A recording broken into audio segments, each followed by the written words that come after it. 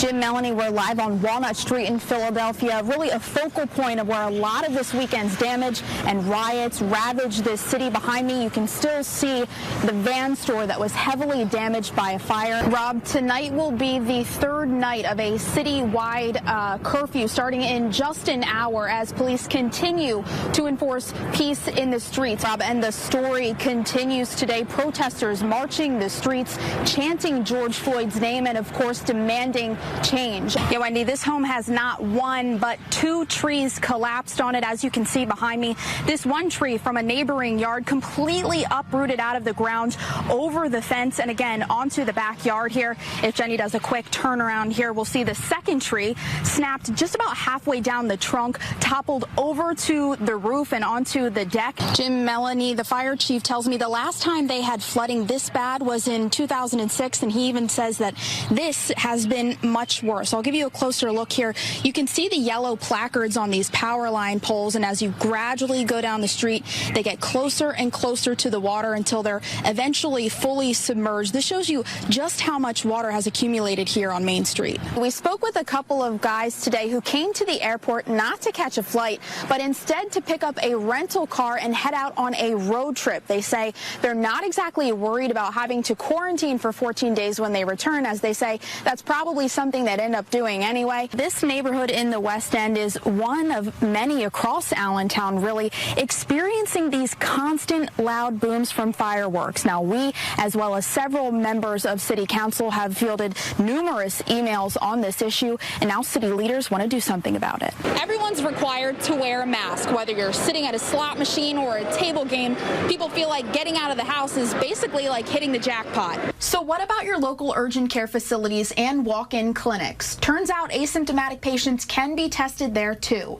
Only with some facilities, you still have to go online and fill out an online questionnaire. That will tell you whether you are qualified for a test or you're not. Many times, asymptomatic patients will be turned down. Rob, Wendy, it was a nice place to take an evening stroll and an even better place to take advantage of some serious discounts. Now, there's placards and signs just about everywhere you look, strongly encouraging people to socially distance and, of course, wear a mask. Yeah, I'm sorry to break the news to anyone who thought we might have been getting a break from spotted lanternflies this year. We are not. This tree behind me is on its second or third wrapping after baby lanternflies, or nymphs as researchers refer to them, have been filling up this adhesive. A weekend of demonstrations in some areas ended in destruction. In Center City, Philadelphia, stores and businesses set ablaze. Looting and aggression set the scene. Senator Pat Toomey saying it took away from the message of the protests, bringing justice for George. They're also undermining the peaceful efforts to honor George Floyd's memory and to spark dialogue and constructive action. George Floyd's brother said, and I quote, "My brother wasn't about that." In a news conference this afternoon, the Philadelphia FOP president, John McNesby, says one officer is still in the hospital with a broken arm and ribs after being hit by a car over the weekend. He says the actions of a few officers should not represent the whole. I think we're the only profession in the country where one person or a few people act the way they do, it affects law enforcement across the whole country. The National Guard is also on the ground aiding city police as protesters gather at City Hall today. The hope is that things remain peaceful. Let us join hands. Let us pray for each other. And let us move forward. May God bless you, and may God bless America. Masks on, doors open.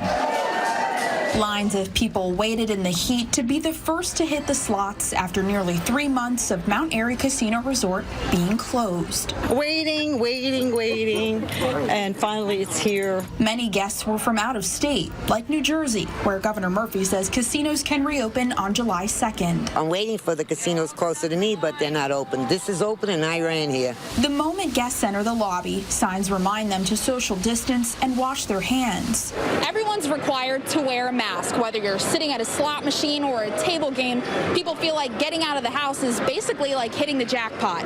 You're like in prison, so getting out, doing something better than sitting home watching television. I'm glad to be back because I see all the regulars here and all the old friends I haven't seen in 3 months. Mount Airy employees say they're doing their best to accommodate everyone, with CDC and state health guidelines at the top of their minds. We're really thoughtful about how we wanted to keep everyone socially distanced properly and keep everyone safe. Turns out distance really does make the heart grow fonder, even if it's only a couple feet. And I like it like this because it's not so crowded now, and it's safe. Holly Harrar, 69 News.